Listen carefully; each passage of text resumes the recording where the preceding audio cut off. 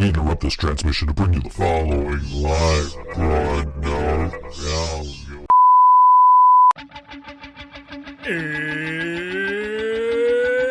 It's Wednesday. It's 6 o'clock somewhere. With Karina ready in her chair. And almost 10 whole people watching from home. Are you ready? I said, are you ready? It's time for the ThinkSoJoE Show!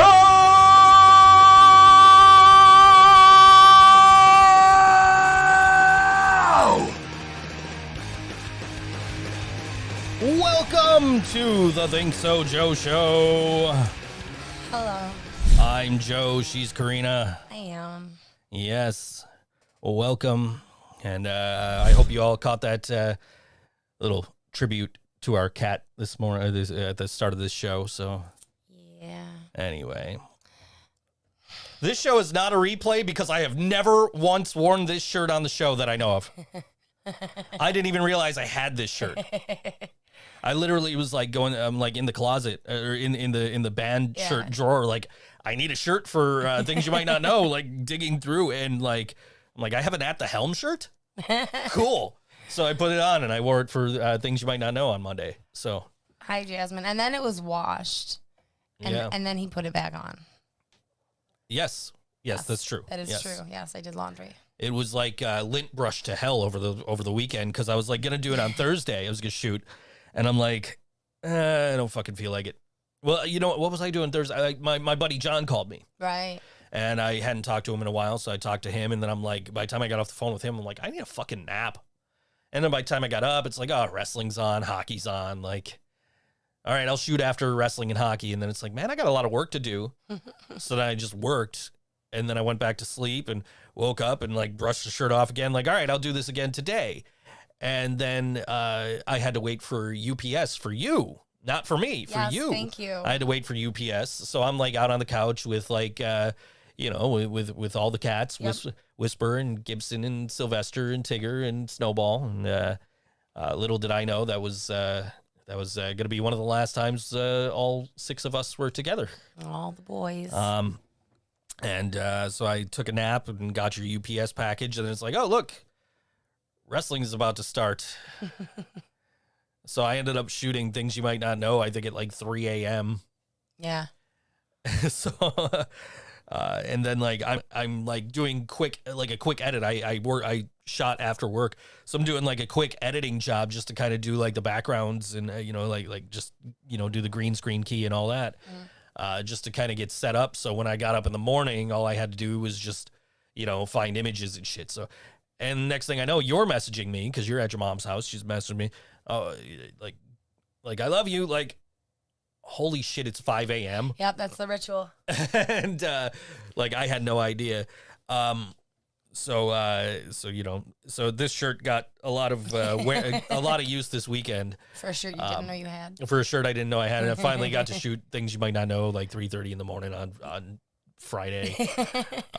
And like it took me half an hour to set up the lights. Like I watched like a video of all the songs performed live at Daryl's house with Todd Rundgren. Oh, cool. And that was a 30-minute video, and that's how long it took me to set up the lights. The unedited video for things you might not know was 6 minutes and 36 seconds. So I did 30 minutes of light setup for 6 minutes and 36 seconds of video. That's pretty great.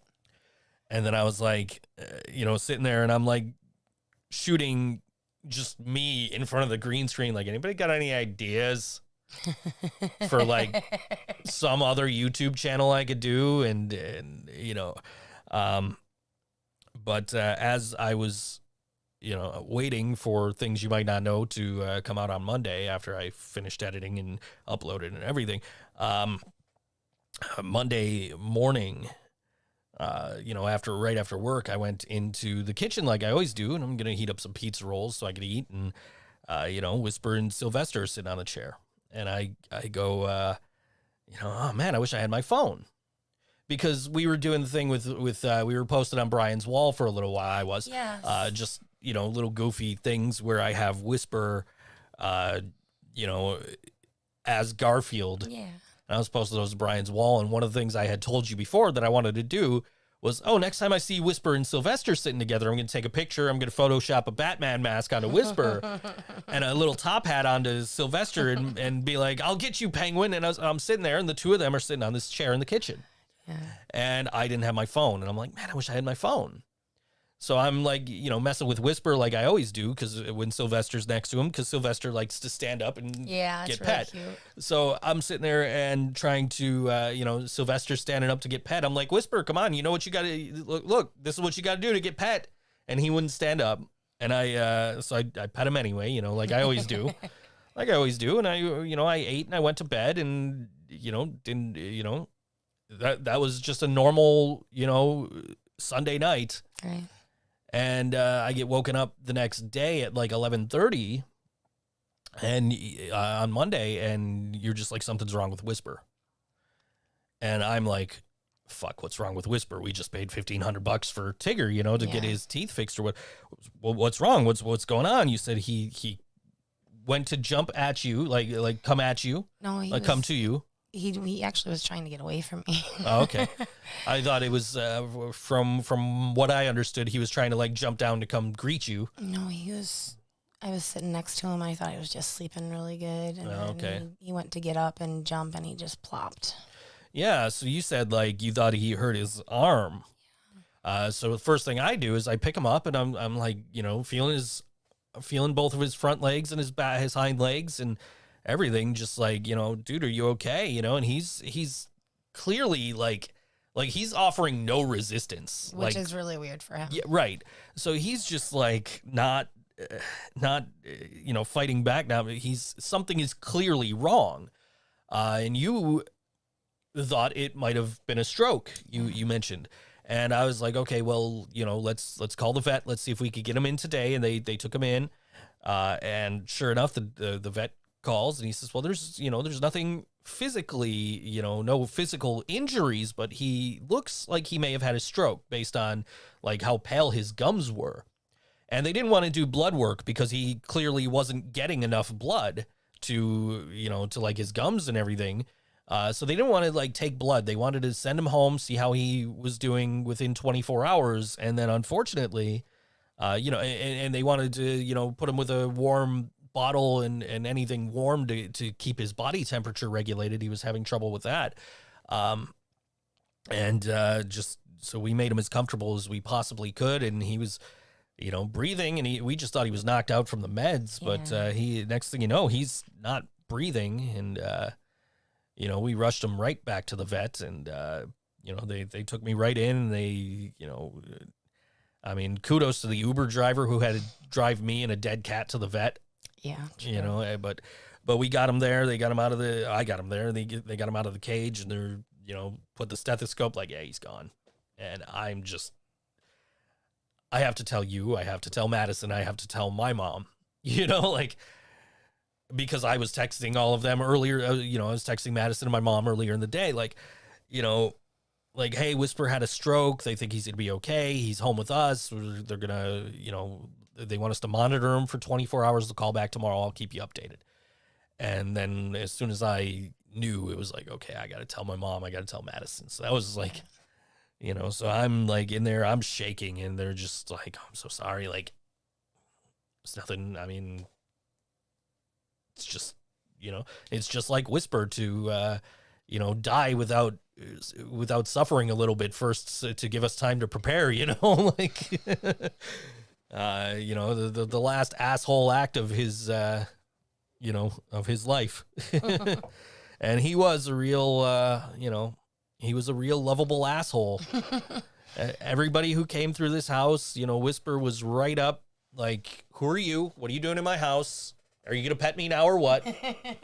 I told a couple of people, like a couple of wrestling friends, I said Whisper would have been a great heel had he been human, because he would have been like a Roddy Piper or like an MJF, like that guy you hate, but you love him because he's so good at making you hate him.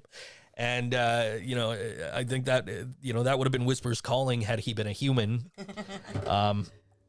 But yeah, that was just and I was just a mess at the vet. Like, you know, you got to wear your masks still, and so I'm in the room, and she took him out of the room, and she went to go find out like how much like the cremation was going to cost and everything.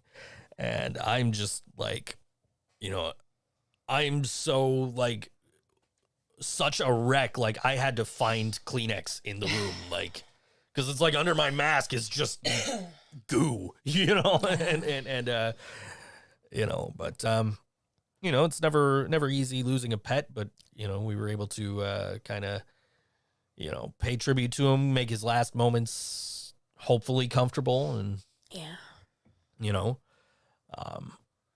you know, and we didn't have to make that decision. He just went on his own, and that's always tough, you know. Yeah. So, you know, I texted Matt, and then like as soon as I walked out the door, you know, Madison's mom's calling me. Like, what happened? Madison's really upset. I'm like, yeah, I understand. Like, so am I. She's like, well, why didn't he take blood? I'm like, because he didn't think, you know, so I'm trying to explain, like, and, you know, my mom had asked me the same thing, like, when we got him home. And I'm just like, Mom, this dude and his dad have been doing this for like 40 years. I trust him. Yeah. And if he thought, you know, taking blood was the wrong option, I'm not going to question him. He knows he pretty much, you know, I'd imagine he knows what he's doing. Right. It's the family business for him, you know. I mean, and he's not like gonna just let a cat die because, oh, fuck this cat, you know. Like he sent him home to be comfortable. He gave him some medicine to be, you know, a pain reliever, so that he basically just fell asleep and didn't wake up. Shout out to your mom for yeah, thanks, Mom. Dropping everything to come take us to the vet and get him there and get him looked at. Unfortunately, you know, he didn't make it, but it's what it is. It's pet ownership, you know. Yeah. It's what was the thing you said? You know, love always ends in loss or something like that, or the hardest part of love is loss. Yeah, yeah. And I just my favorite thing that I posted about him was I had tweeted. Let me find my tweet here. Profile. I put out a nice tweet. It was a picture of him, and it said, hey, at Whisper the Cat, because he had a Twitter, you know, at Whisper the Cat, I wasn't ready for this. I love you, and I'll miss you immensely. Please say hello to Carrot. Rest in peace, Cat. You know, and that was just, you know, even looking at it as a tweet now, you know, it's hard, you know, because it's like, I couldn't have eulogized him any better than that. And so, you know, we're getting his ashes back. They gave us the choice. They said, you know, you have the option. You can have him cremated and you get his ashes. But that if you want a cheaper option, you know, we can, you know, we can do a mass. We can put him in a mass cremation. Like, no, you're not doing that. Like, no, we you know, I was like, let me. Like, I know what I want to do. Let me text home, see what she wants to do, and we'll make that decision. And you agreed with me. Definitely. That, you know, it was worth the extra money. It was double the cost to get his ashes back and they're going to give us a little paw print imprint, you know, which I've never had for a pet, you know, of one of my own pets before. You know, I know my mom's got, you know, her dog or whatever. And, you know, it was just kind of, you know, like when Carrie died, the cat we call Carrot, like I didn't have money. Yeah. Like I was working a regular job and just didn't have money. So it was like, and you know, she just died in the house. She didn't, you know, we didn't have money to take her to the vet. We didn't have money for nothing. So, you know, she, you know, when she passed, it was like, what do we do? And so me and my ex are like, well, what do we do? Like, we didn't know where to take her to get cremated or, you know, buried or anything. So her dad buried her in his yard, which he was renting the place. So, who knows where, you know, if he's anywhere even near that house anymore. I don't know. But, you know, so it was like, it was really nice to be able to, you know, be able to, you know, put Whisper to rest properly. Definitely. You know, so, and to have, That wasn't a fart. That was my boot. I'm sorry. Have something to remember him by, not that, not that I'm not going to remember 13 years with that asshole cat, but. Oh my God. Even the thumbnail for today's show is just a collage of pictures of Whisper from over the years. Like the first one, the top left, if you see the thumbnail for this show, is kitten Whisper on 27-year-old me's lap. And that was the thing I said on Facebook was like, I always joke when we do my birthday show every year, like, oh, how old are you? Like, oh, I'm 27 for the, 12th time. And, but I've, Whisper's been with me since I was 27, like I got him in the summer of 2000. And that was the thing, like we're on the phone with the vet. We've never taken him to this vet before. So it's like, oh, how old is he? And I'm just like, So I had to I was like, I'm determined now to figure out how old he is because I can find out when I got him. So I'm like looking to try and find posts like, hey, my cat Tigger got out, or like, oh, here's when the fire at the inn on the river happened. That led to me working in an abandoned hotel for 6 months, or anything of that nature. Like I'm trying to find out when the Jeff Hardy video that was set to that Lost Prophets song. Fuck Lost Prophets now, but but he got his name from the Jeff Hardy "Move the Whisper in the Wind" because we found him on a rooftop, and I really didn't want to make this whole show about Whisper, but here I am 15 minutes in. Anyway, but he, I finally, what I did was pulled up my resume, and I was like, when did I start working at Super 8? So when I saw when I started working at Super 8, which is January of 2009. So I was like, okay, I got Whisper in like June of like 2008 then, because what happened was Tigger got out, and then I went to get my check the next day. And I went and cashed my check, and on the way home, actually, as I was leaving the building, the fire alarm goes off. And there's just this spark going off, like right outside the building. There was like an electrical fire. Oh. And so like I'm trying to call when I got home, like trying to find out if I need to get into work or not, And I remember like the first night sitting out there because they were like, no, come into work. You guys, you're just gonna be security basically. Tell people to go to the other hotel. Like, okay. So I come out and I'm sitting down and I'm, sitting outside the hotel because it's summertime, and I'm just like, I lived 2 blocks away. So I'm kind of looking like, maybe I'll see Tigger. Right. And then the next day we went out to look for Tigger, and we saw an orange cat on the roof of a garage next door. Yes.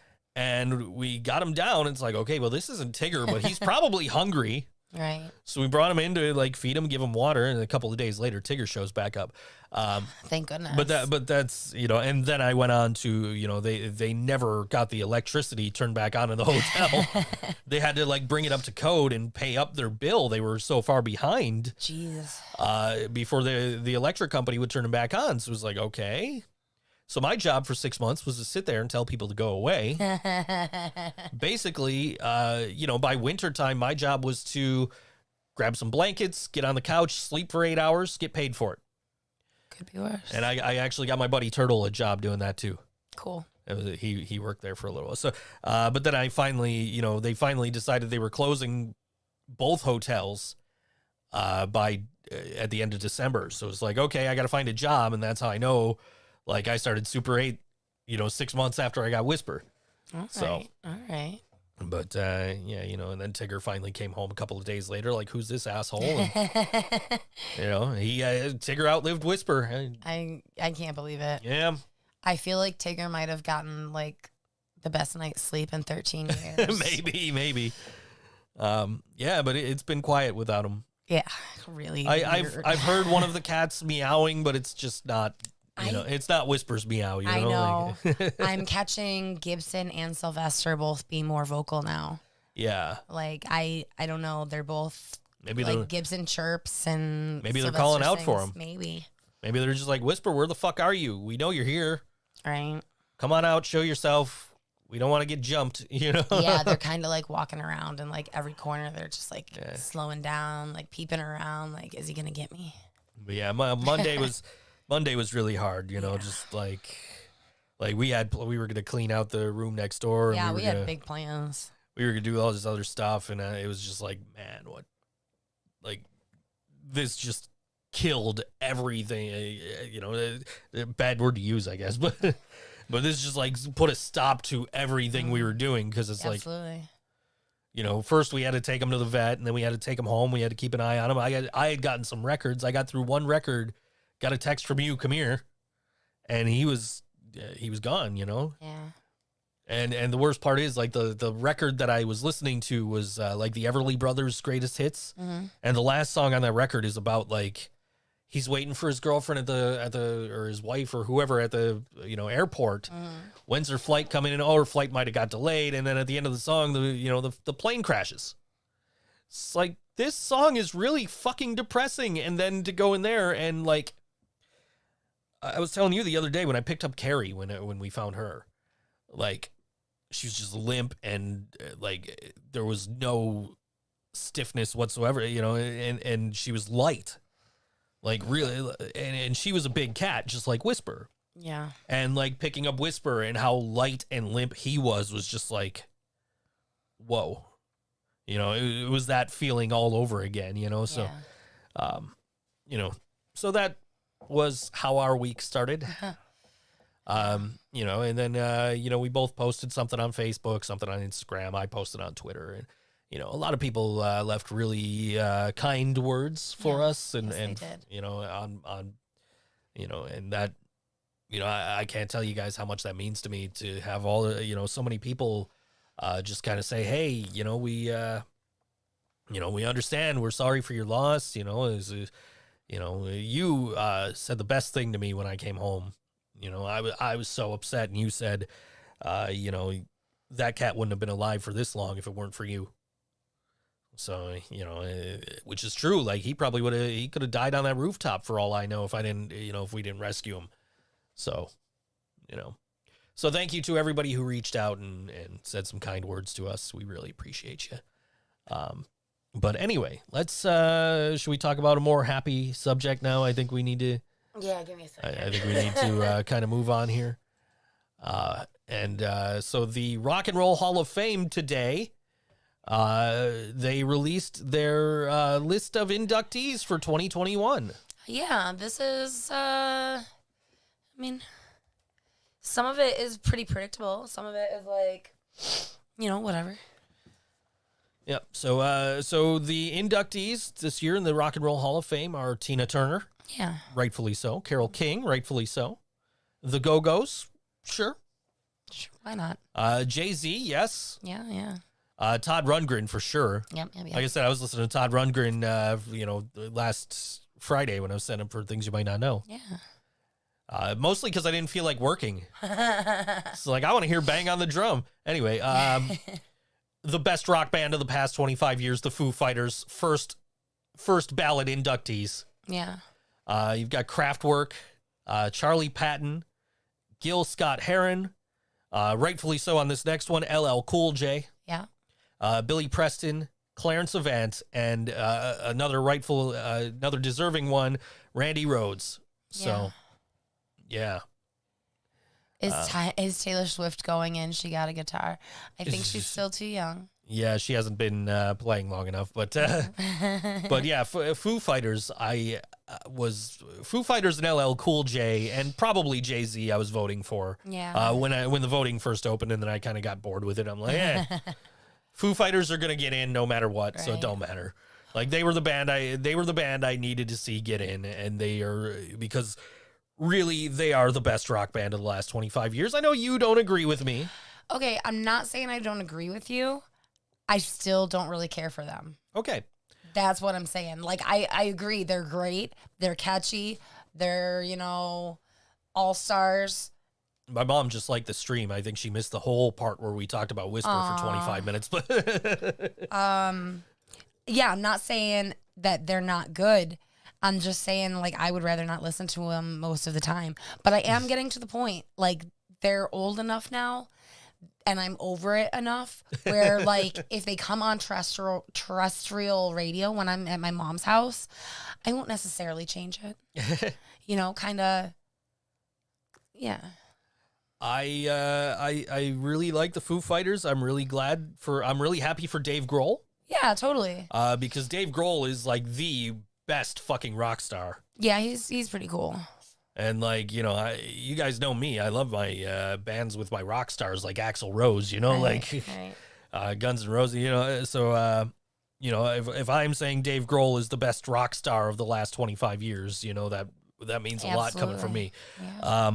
So I'm super excited that the Foo Fighters are going to the Rock and Roll Hall of Fame. I'm really excited for LL Cool J. Yeah. So a photographer we know, I'm not going to drop names here, but some of you might know him. You might have seen this post. He's says, probably not our favorite photographer. well, so he posted the Rock and Roll Hall of Fame should be renamed. Jethro Tull, Iron Maiden, Judas Priest, Foreigner, Pat Benatar, Barry White, and the Commodores are still not in there. Oh, he took off Dave Matthews Band. He had Dave Matthews Band on there. He said, "I'm very pleased to see New York Dolls, Go-Go's, and Tina Turner finally." He updated this. Yeah. Yeah. He. Let me Well, find. you can check out the. Let me find the original post here. He updated it because we schooled him in the comments. Right. The Rock and Roll Hall of Fame should be renamed. Jethro Tull, Iron Maiden, Judas Priest, Foreigner, Pat Benatar, and Dave Matthews Band aren't in there yet, but T-Rex and Run DMC. And like, I was the first one to say, like, dude, Run DMC absolutely deserves to be in any Rock and Roll Hall of Fame because of their contributions, their influence on the genre as a whole. Like, they resurrected Aerosmith. They, you know, you wouldn't have new metal without groups like Run DMC and the you're Beastie right. Boys and Anthrax. Absolutely. With Public Enemy, you know, like, and you know, I didn't say anything. I don't know enough about T-Rex to say, Yeah, right. you know, to say, oh, T-Rex is this influenced all these bands, but I'm sure they did because Bang a Gong is a badass song. And then I questioned, like, also Dave Matthews Band, really? And he says that he saw a list of bands that were snubbed from the Rock and Roll Hall of Fame. To which, let me actually find this actual reply. I said, he said, Google search bands not in the Hall of Fame yet. And I said, I mean, Milli Vanilli isn't in the Hall of Fame yet either. Doesn't mean they deserve to be. Right. You know, you helped me with that one. You're welcome. Yeah. Kevin says Foo Fighters' last like 2 or 3 albums were kind of meh, but he still agrees they belong there. Yeah. You know, the Foo Fighters are in that stage of like, well, we've done all the kick-ass rock shit. Let's do a disco album. You know, and Dave Grohl loves Kiss, so why not, right? Kiss's only #1 hit was a disco anthem. I just popped my shoulder. It Ooh. was, my shoulder blade. It was like, But I'm excited. I'm excited about that. The you know, Foo Fighters being able to finally go into the Hall of Fame. You know what else I'm excited about? what? And I got 2 minutes to talk about it before music time. So, What's this? is that the Toronto Blue Jays? We talked about my this a little bit goodness. last week. The Toronto Blue Jays are coming back to Buffalo. Uh-huh. They're allowing fans. Tickets were supposed to go on sale, like, I think tomorrow, but they pushed them back a week because they updated their seating. Okay. And the capacity that they want to do, that they want to have. So they're allowing full sections of fans that are vaccinated. And you know, if you're unvaccinated, you'll have your own section 6 feet apart from everybody else. But don't use that as an excuse to not get vaccinated. Please, for the love of God, get vaccinated so we could get back to a normal fucking life. Yeah. But, you know, the Yankees are one of the first teams coming here to play the Blue Jays. Yeah. And my mom is a huge Yankees fan. Like, doesn't miss a fucking game. Like me with the Sabres. Yeah. Doesn't miss a game. And so I, you know, once I realized, like, hey, wait a minute, I might be able to actually take my mom to a Yankee game. Yeah. Because I've always, like, you know, said to my mom, hey, I'm going to New York. You want to hop a bus with me? We'll go to a Yankees game. And she's always, no, I'm not. I don't want to go to New York. And my mom doesn't like to travel much, you know what I mean? So like trying to get her to go to like New York or Toronto or Cleveland or Pittsburgh or something for a game would be like basically out of the question. But with the Yankees coming to Buffalo to play the Blue Jays, it was like, Mom, do you want to go see the Yankees play? You know, the four of us, you know, you get Kirby to drive you up here. We'll, you know, me and, you know, we'll pay for the tickets. We'll, you know, we'll go there with you.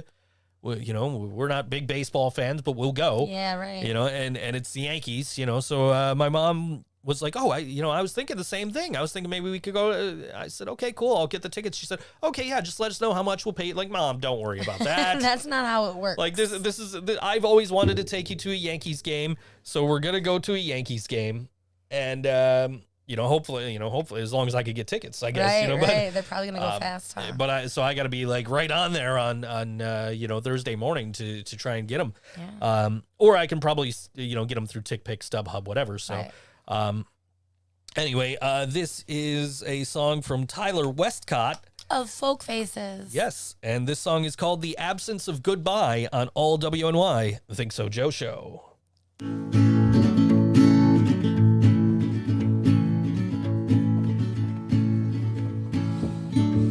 There hasn't been a day that she hasn't cried. Haven't known what to say since her old man died. Just 2 months ago, it was the 4th of July. Where time moves so slow, with the absence of goodbye. We hoped for a way while the world celebrated natural ways, surrounded by those related, and a daughter at each hand, and a friend warm as feet. A gentleman, always kind and sweet. His unconventional ways left stories for all. He could go for days, no story is too tall. And he spoke of statuesque women and music and art. He did well with what he was given. He had a huge heart, and he touched my life more than I'll ever know. So sad to see the ones you love go. Well, my friend, he found the end. He found the end. My friend, he found the end. I guess it caught up to him. Guess he had enough, or maybe too much. Everyone is so vague, I don't know why. It makes me want to cry. He fell off the word, awaiting rebirth. I leave a message on your voicemail before I'm running tuck-tail. Hey man, how you been? Guess that's yet to be seen. I said, hey man, how you been? I guess it's yet to be seen. Well, I have a friend who lost his mind and found the time to become an author. Gave me a crazy look as he threw me his book. He said, we gotta go. And he was him, functioning outwardly but not within.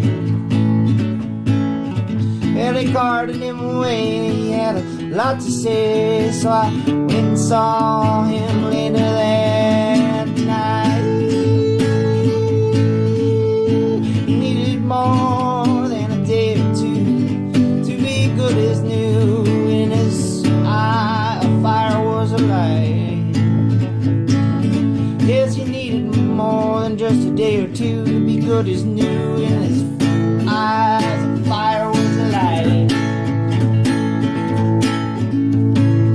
Well, chaos is alive in us all, until the hammer falls and smashes the walls. None of us have the balls to call it what it is.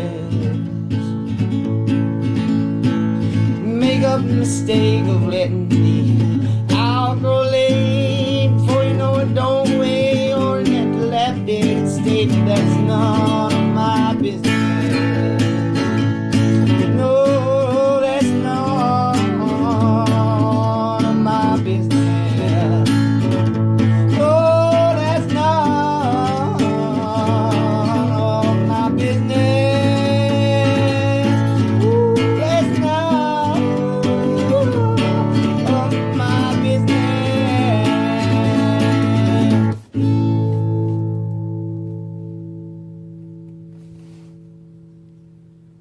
Tyler Westcott on all WNY Think So Joe shows. Song called "The Absence of Goodbye." I liked that. Good song. Yeah. Got all good songs this week. Yeah. Oh, A lot of sorry. You okay? I'm fine.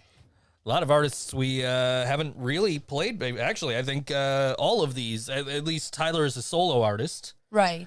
We haven't played before. I actually hadn't heard of one of these artists, so Yeah. Facebook search went well this week. yeah. And you gave me You know how this happened? right. You got events. Yes, I looked up events and I found some events with musicians that we are not familiar with, and I checked them out anyways. And bam, this is what we got. So, do you guys want to hear the events? Yes. In no chronological order again this week.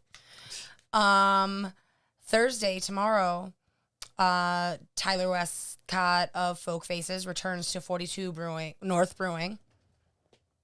Excuse me. Sorry, guys. Friday, Sarah Elizabeth is at Thin Man on Chandler, and that's a free event. So, it's free. Also, Friday. Here. I think I got it upside down. There we go. There's Sarah Elizabeth. Awesome.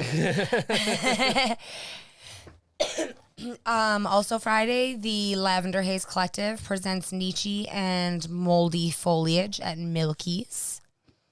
Let's see.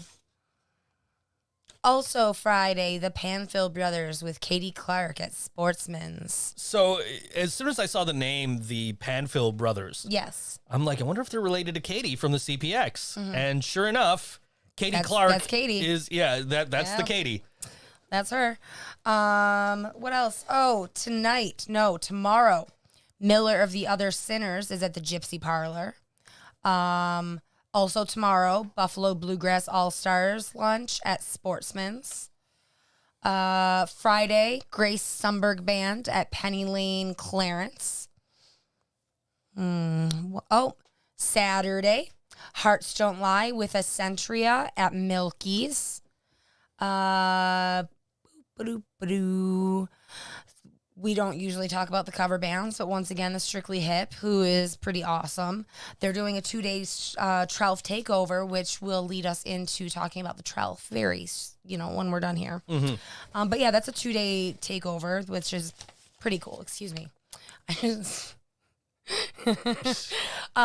is kind of cool, and it's not actually a concert, but it's related to the Orange Corner skating rink concert. At Spinners, there will be a Hawaiian luau adult skate event.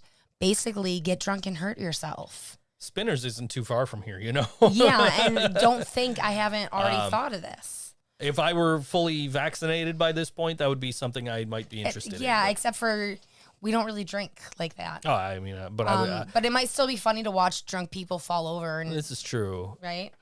I haven't skated in forever, so. I know. Hopefully it's easier than riding a bicycle because I can't do that shit. Let me see. I feel like I forgot at least one thing. Nope, it looks like that's everything that I found. But there is a lot of stuff going on. Well, the world's opening back up.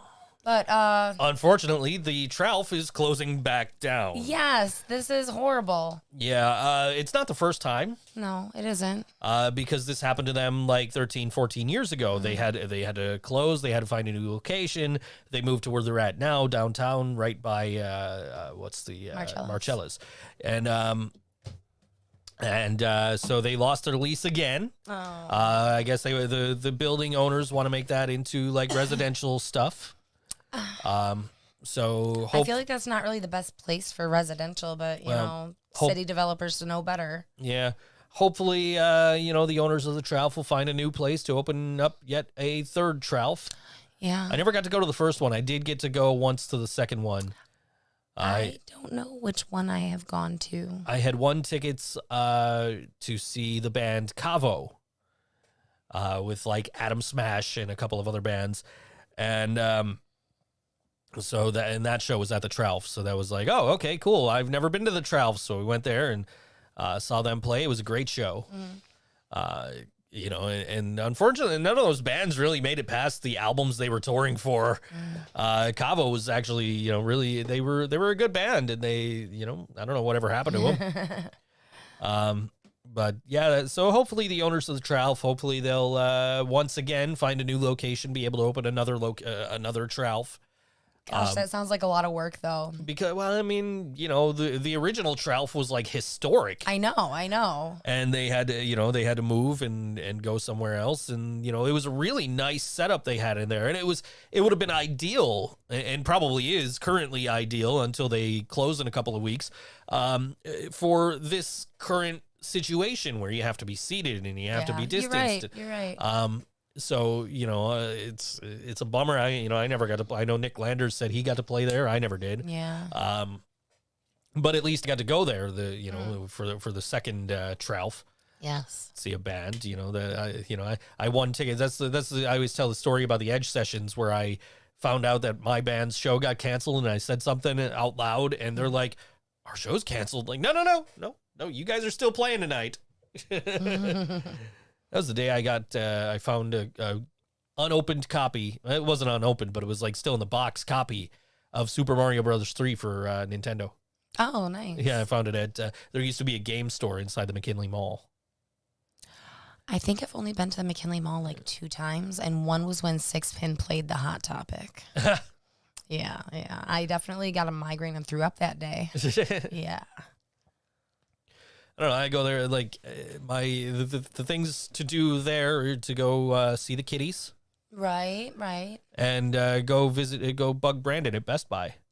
Yes. Okay. So we did that one time. So I've been there 3 times. Yeah. Yes. Yeah, because that's where you were with me when I got my DS from Savers. Mm-hmm. Yes. Yeah. Back when we used to do things. Back when the world was open. Yeah. But yeah, you go in there. There's Tabby Town is the name of the place. You could go. You know, they got cats up for adoption in there and sell like cat toys and food and litter and stuff. You know, so it was always like, if I'm going to the mall, I'm gonna go see the cats. Yeah, you gotta. Because, you know, 7 at home wasn't enough, I guess. Right. You know, and one time I took Madison there. I'm gonna turn me up just a hair here. I took Madison there. And she, you know, she's, there's these 2 kittens, brother and sister, or maybe brothers or sisters, I don't know, but, you know, siblings. And she's just standing there. She's real little at this point. I think I took her to see Wreck-It Ralph that day. And she's standing there in front of the cage and just, you know, like. That's cute. Like, no, we can't take. we have enough cats. We only had 4 at the time, and that would have been maybe even 3 at the time. I don't know, but I mean, like, no, we're not getting these kittens. No, you know. So, you know, I'm sure they got adopted. I'm sure they went to good homes. Hopefully, yeah. That place seems to do well. Oh yeah, I mean, and they're always posting the pictures. My mom follows them on Facebook, so you know they're always posting pictures of the cats and giving you updates on how they're doing and everything. So that's good. You know, they're cats taken in by the 10 Lives Club. Okay. So you know, and then they're taken care of, and you know they have little bio cards on the cages and everything. So you know. Yeah. So it was always, you know, it's always nice to go in there and just visit. Yeah. See kitties that aren't mine. Yeah. And, you know, sometimes they'll have cats out, like, roaming around, so you can just go walk up to them and pet them. Yeah, or they walk up to you. Yeah. And rub up on you. Yeah. Yeah.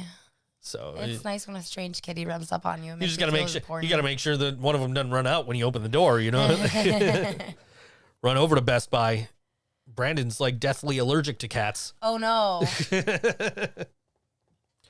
Best Buy, then Tabby Town. Well, no, because if the cat runs out, it can run right into Best Buy. No, it's not like when we go visit. I'm sorry. When we go visit, Best Buy, then Tabby Town. Yeah. Oh, yeah. Sure. Sure. So we don't get the cat hair on us, and it doesn't transfer to Brandon. Yes. Yeah, I got you. Anyway. So yeah, I was in that Best Buy one time, and somebody dropped an Xbox One from the top shelf, like one of the employees. Oh my God. It's like, I don't think that's gonna survive that fall, dude. It might have been a 360. It might have been that long ago, but Wow. they dropped an Xbox of some sort. You know, a $300 video game system just fell to the floor. That was probably a really satisfying crash, though. Look, merch. ThinkSoJoE. You can get merch for You can. ThinkSoJoE. I've been buying everybody else's merch. Somebody buy mine. Yeah. I showed the Sarah Elizabeth sticker that came with this Sarah Elizabeth hat I got today. Do you have the Sarah Elizabeth hat handy? It's over there somewhere. Not handy. Not handy. So like, you know, I always post like who's got, you know, it's Bandcamp Friday, who's got merch on Bandcamp, and I always get bands like, here's our Big Cartel store. Like, fuck your Big Cartel store. It's Bandcamp Friday, motherfucker. If you don't have shit on Bandcamp, I ain't buying from you. Right. I want to buy on Bandcamp so everybody gets their fucking money. Yeah. So I had a couple of bands reach out this month. You know, one of which is there was a band called Midnight Smoke. I got their T-shirt Monday, I think, and I've got a Lucky 33 T-shirt coming. Yeah. And by that point, I had already spent like $20 plus shipping. And Sarah's got a shirt for like $20 and she's got a hat for 10. So I'm like, you know what? It's going to be easier if I wear the hat to see what is going on With that logo? when I'm doing things you might not know. You're right. Because like when I'm doing things you might not know, it's like from here up. So like you're not really going to see much of the shirt. So it'll be better for me to get the hat. Yep. And it's $10 cheaper. And I just paid the rent and all that other stuff. So, you know, like, you know, we're just trying to kind of, you know, keep everything, keep everything within budget. And then somebody else, you know, reached out like, hey, I want to sell you some shirts. I don't want to, you know, I'm not going to charge you shipping. Just, you know, pay me this much and I'll send you these 2 shirts. And, you know, I'm not going to say who and I'm not going to say how much and I'm not going to say what shirts. He's just going to have some shirts and you guys are going to see them. Yeah, well, yeah, I mean, I guess you'll figure it out when you see the band in a couple of weeks that I'm wearing that wasn't one of those. Right. You know, but I always try to wear band stuff, band merch on things you might not know because I didn't start out intending to do that. But I wore a Dirty Smile shirt the first time I did first video I did, which was the Truth or Consequences, New Mexico. Yes. And which there's a guy in the chat who's a fan of The Undertaker, so he'd probably appreciate the Truth or Consequences New Mexico reference because that was the fictional hometown of Cactus Jack back in the day. But it's a real town in New Mexico, and I did a whole video about that, which still gets a lot of. Yeah, I mean, anything Gus does and anything Megan does, I'm a huge fan of. I absolutely love everything. So, I mean, there might have been a Wave the Flag shirt on that, on things you might not know, too, at some point. But like, the first shirt I wore was a Dirty Smile shirt, and Scott goes, oh, are you going to wear band shirts every week? I'm like, I don't think so. And then the next week, I wore a band shirt. I'm like, I guess this is what I'm doing now. That's what you do. And then I started adding... the lower thirds, closing credits. Oh yeah. Okay. And then when I started doing the closing credits as lower thirds, I added the lower thirds of like, this is the shirt I'm wearing. This check out this band, you know? Yeah. Which, you know, the second episode back, I wore a Living Brain Dead shirt. I'm like, hey, check out my band. Yeah. You know, super excited to be able to promote my band on my YouTube channel, especially because my writer is also in my band. Yes. And has been doing a fantastic job. He really has. He was, he's going to try and get me a second script this week so I could get like 2 weeks ahead, get like a week ahead. Right. So I can shoot 2 at once. So I have so one. It'll be like worth your time to set up. So I set up for 30 minutes and then I shoot for like 12 or 15 instead of setting up for 30 minutes and shooting, set up 30 minutes every 2 weeks and shoot for like 15 minutes. Yes. As opposed to setting up every week for half an hour and shooting for 6 minutes, 7 minutes, whatever the case may be. So, as long as I got something else to do, because I'm just like, I need something else to do if I'm gonna go through all of this to set up. Like, so I was either thinking like I need to either do more of these at once or find something else to do a YouTube stream about it. I even shot a video in front of the green screen with all the lights on because I was just like, I don't know, what the fuck do I do now? So I'm like, I shot a video. I'm like, anybody got any ideas of what I can do a YouTube channel about? Like stuff I know, stuff you guys know I know about, like The Simpsons or wrestling or music or, you guys know what you guys all know what I like, like. We know what you like. So, and then I would, just do a scripted video or podcast or something every week, of me in front of the green screen talking about, whatever, like, today we're going to talk about this episode of The Simpsons.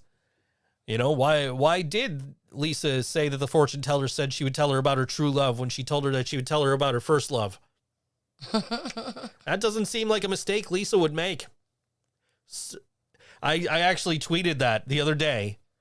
Somebody had posted, I guess it was the anniversary of that episode or something. So Daily Simpsons posted. And I sent out that thought. It was somebody posted like screen caps from that episode or like animation cells or something.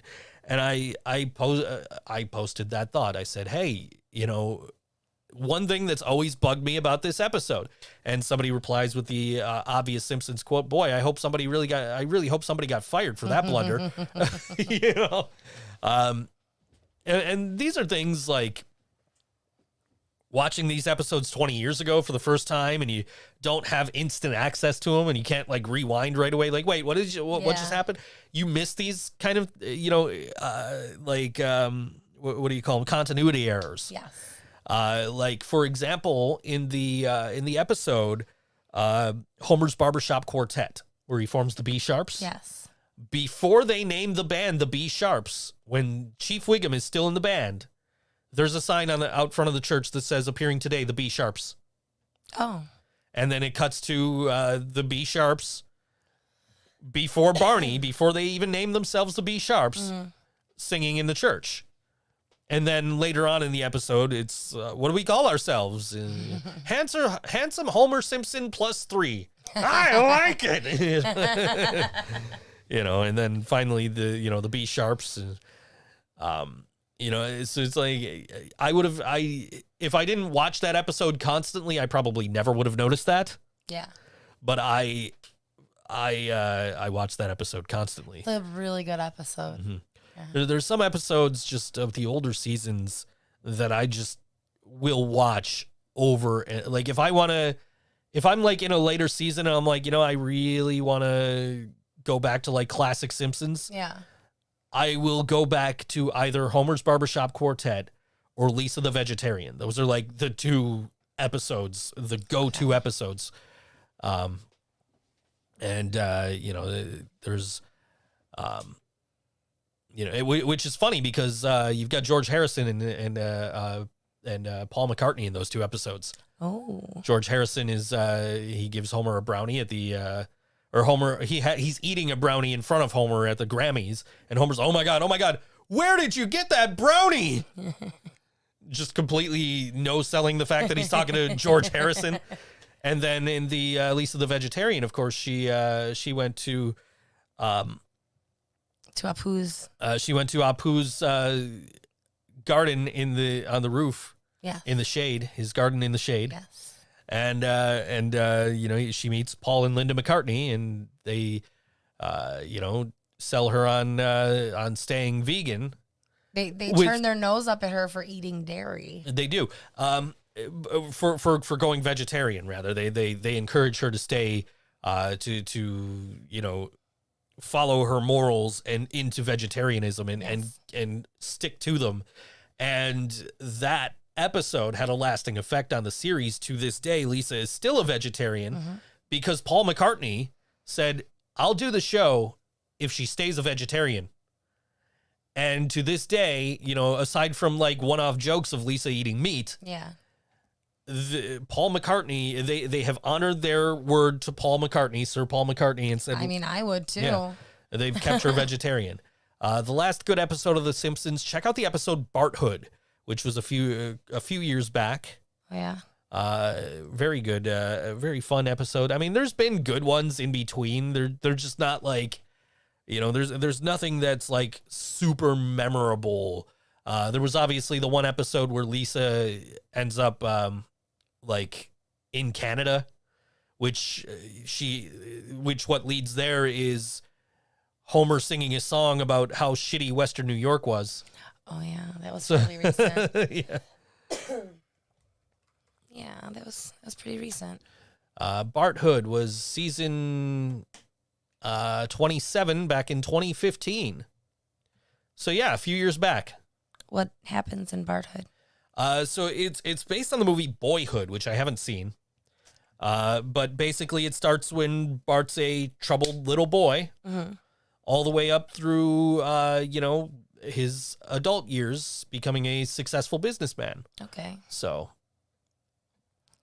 yeah, there's, you can, I really enjoyed that episode. There's been some good ones. We were watching some of this season a couple of days ago. Yeah, we were. And I think that was yesterday, wasn't it? It might have been, yeah. And we got to a point where I was just like, you know what, I'm turning this off now because I'm pretty sure the next one is where I haven't seen since. I missed like the last, 4 or 5 episodes at this point. Yeah. So I need to get back into watching. I need to catch up at some point. I've just been busy between things you might not know and setting up for this show and doing, my actual job and right, your work, cat dying and, all the fun stuff we've, and also trying to sign Kevin and myself up for Legends of the Hidden Temple. Yes. So, Kevin, you got to get that info to me, bud. I sent him all the info I need. I'm like, send me all this info and I will submit this tomorrow. And I haven't heard from him. So, I hope he remembered. Yeah. We'll talk during AEW, I'm sure. But, yeah, we're trying to get on the reboot of Legends of the Hidden Temple. That's really exciting. We're also trying to get into season 2. The season 2 of The Floor Is Lava. Yes, I love that show. Which Brian said he was going to be our teammate, but we're kind of giving Brian Brian's needs some time. So isn't Brian's back so fucked up he can barely stand up? Yeah, you know what? It's weird because it's like Kevin and I are like, yeah, we want to do this, and we're like, can John even do this? Right. And I shouldn't say anything. Like I don't want to disclose any information. Well, we're all having our issues, Yeah. Like anyway. we're at an age where we're all gonna have something going on. So I couldn't do it. Yeah. Well, I'm like thinking back, like I'm filling out this form for Legends of the Hidden Temple, and I'm thinking back to the Nickelodeon show, and I'm just like, there is no way I can do half that shit. You better get back on your DDP yoga. I guess I'm gonna have to before. So they said, and it's like the other thing is, it's like you have to be able to be in LA in July. Oh. And I'm like, that doesn't sound like the worst thing. I said to Kevin, this sounds like one of those things where you think about where you sign up first, figure it out later. Yeah. And like I'm prepared to be like, yo, let me buy round trip tickets for both of us. Yeah. I'll put them on my credit card or whatever. Like I'll pay down my credit card to get to that point and then buy round trip tickets for both of us. Like, right. But when we get there, you rent a car because I can't. Yeah. Right. Because. But yeah, let's but that's absolutely something I would love to do. Like I hope one day they bring back Guts for adults. Nickelodeon Guts. You ever see that show? No, you didn't have have cable, right? So that was a great show too. So but yeah, so hopefully we'll be able to get that form filled out in time and get selected to go on the show and then have to spend a bunch of money to go to LA and try and win it back on the show. Yeah, right. But yeah. You spend so much money on records, but you have credit card debt. I wouldn't say I have credit card. Like I owe money on my credit cards, but my utilization is not terrible. I wouldn't say so either. I actually just threw another $50 towards one of my cards yesterday because I was looking at it. I'm like, Well, because it was like, oh, your minimum balance is like 33, and I'm like, you just throw 50 at it. Yeah. It'll get me ahead of the what do you call it? Interest. Speaking of money, I have a job now. You do, and we will talk about that when we come back from this song break. This is Nicky Vibez, and this is from his new album called what was it, Sega something. I will look it up. Yeah, look that up, and we'll find it out. And this is Pop Culture is Okay on All WNY Think So Joe Show.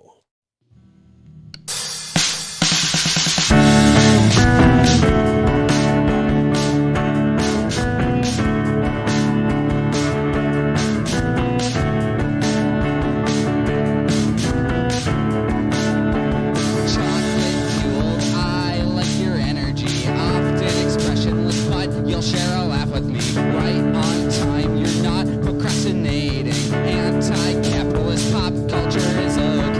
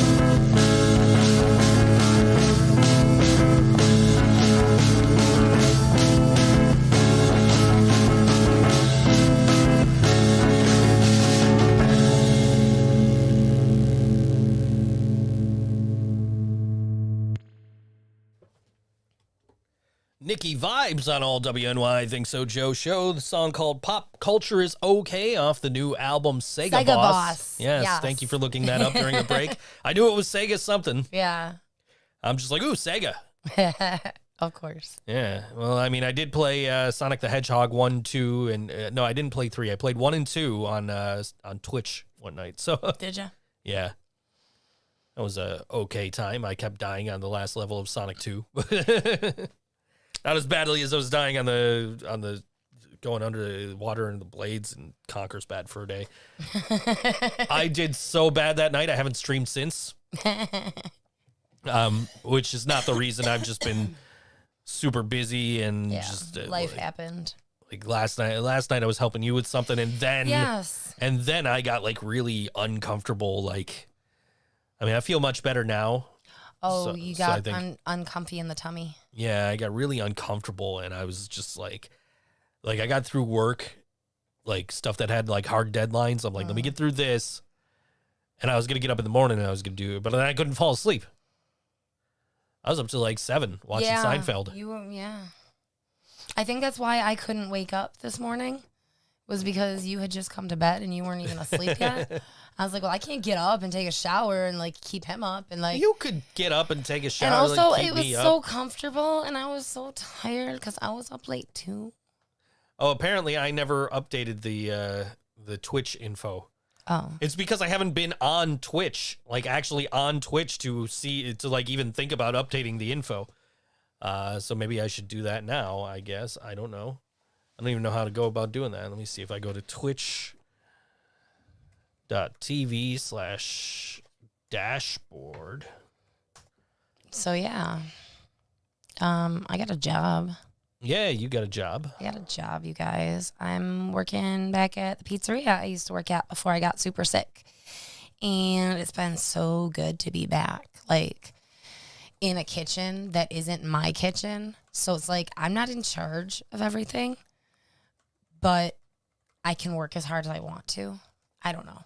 It's really cool. I'm working with a lot of cool people. and I'm working really hard. I have all these bumps and bruises and burns and stuff, and like it hurts in a good way. And here's the most exciting part for me.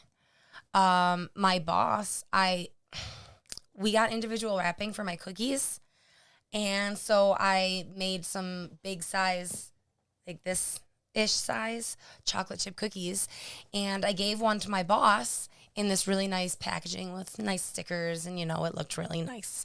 And he texted me while he was eating it and said, "Hey, how much would you charge for a dozen? I think I could sell these at the store."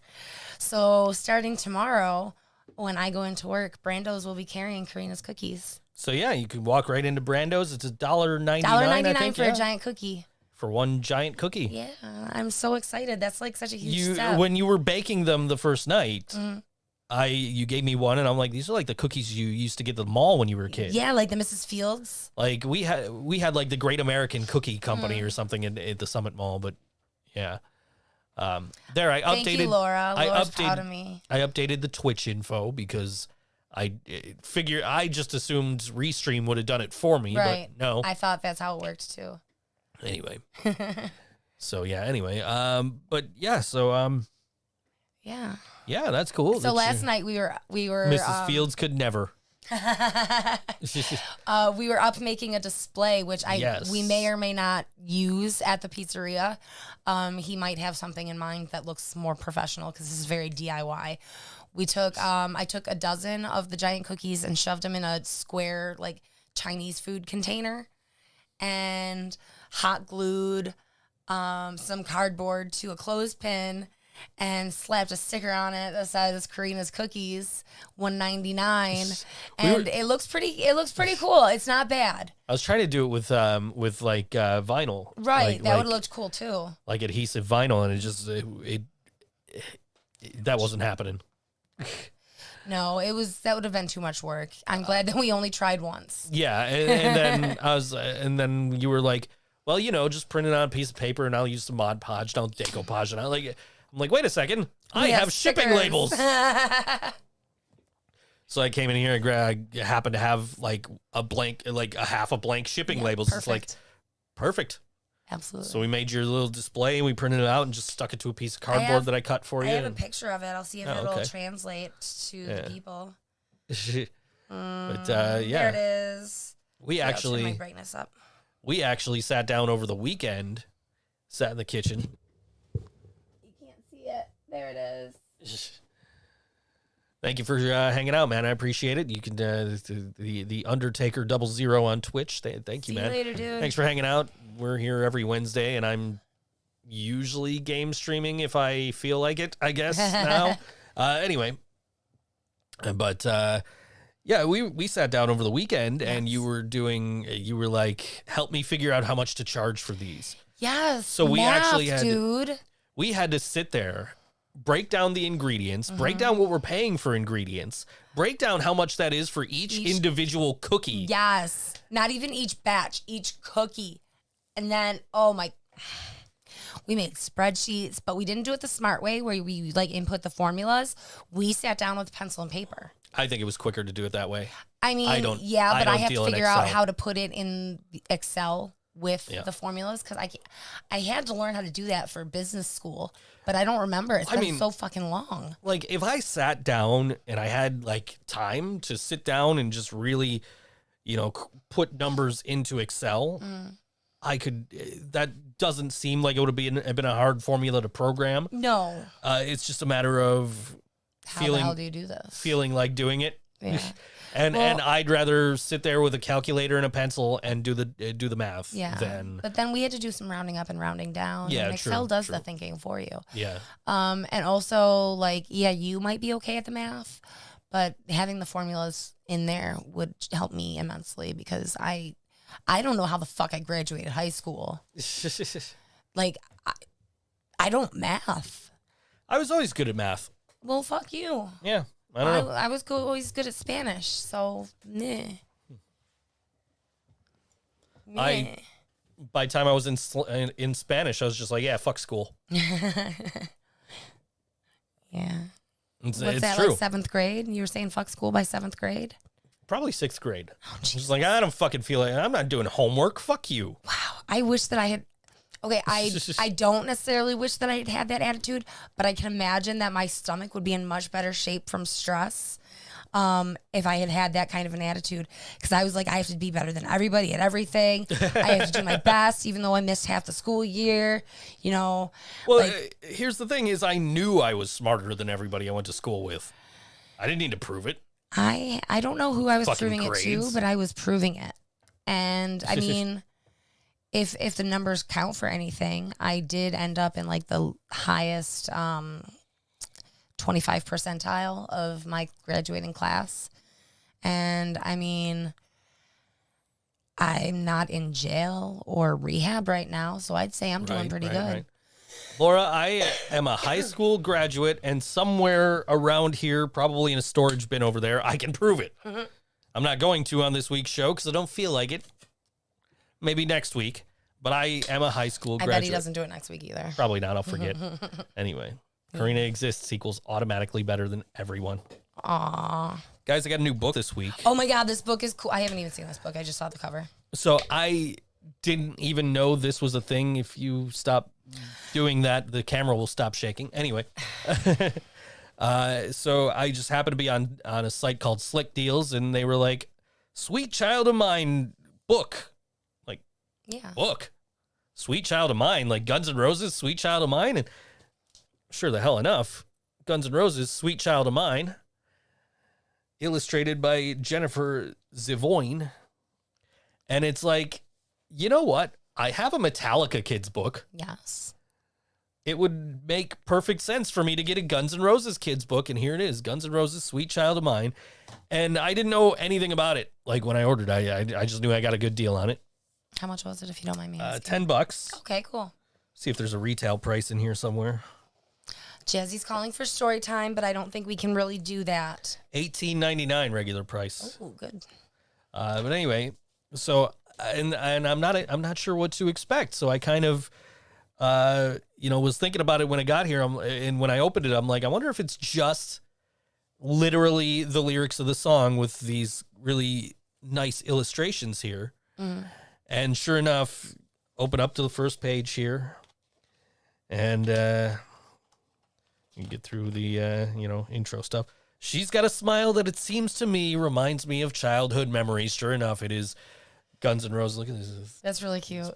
beautiful illustration here. Yeah. Kudos to Jennifer Zivoyne, who did the artwork in this book. Yeah. Savoyne. That's kind of fun to say. Yeah, but it was like, I have a Metallica kids book. I need it. I might as well buy the Guns N' Roses one. So They are my two favorite bands. right.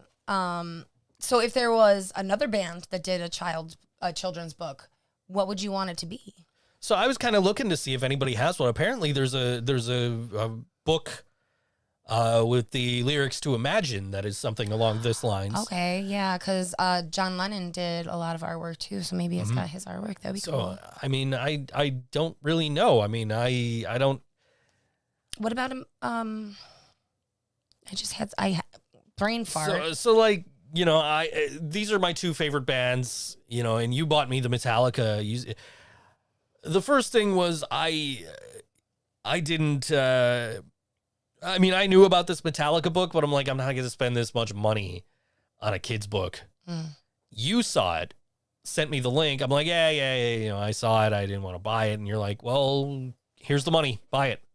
Yeah, that's how So I roll. you bought me indirectly the Metallica, ABCs of Metallica. Which is not something you would expect from me. No. And if you go back a couple of weeks on the Nick and Dan show, there's a clip of me like, why won't they call? And I'm reading that book. Oh. Yeah. So, because it was like, if I'm going to do something for the Nick and Dan show, it's got to reference Yellow Sauce somehow. So I'm sitting there and I'm, reading the Metallica. It's like doing the Yellow Sauce deal, except it's very clearly a Metallica kids book. I actually sent my mom a picture the day I got the book because I read the whole book front to back. It's a You read a whole children's book front to back? 26-page book. Good for you. And on one of the pages, it's about Enter Sandman and how it was when Mariano Rivera was playing for the Yankees, he would come out to that song Oh, because he was the closer. So he was the guy that was coming out to put the other team to sleep. okay. He was the Sandman, you know? So my mom loves the Yankees, as established course. earlier in the episode. So I saw this and I immediately took a picture. I sent it to her. Mom, look at this. Because my mom has tried to steal some Metallica CDs from me, whether she'll admit it or not. Really? She used to take like the Black Album out of my collection and That's really put it cute. in her stereo. Yeah, when I lived with her, you know. But yeah, I actually put out the word, kind of looking to see if any other bands might have stuff like this. Jasmine says that she's had a Yellow Sauce children's book in the works. Cool. I feel like if anyone's going to write that, it's got to be you, Yeah. you know? I mean, get a hardcover copy and I'll read it on stage. It'll just be the gimmick book. Like, Yeah, right. instead of having a real book under there, I'll just read that every single show. Definitely. Yeah.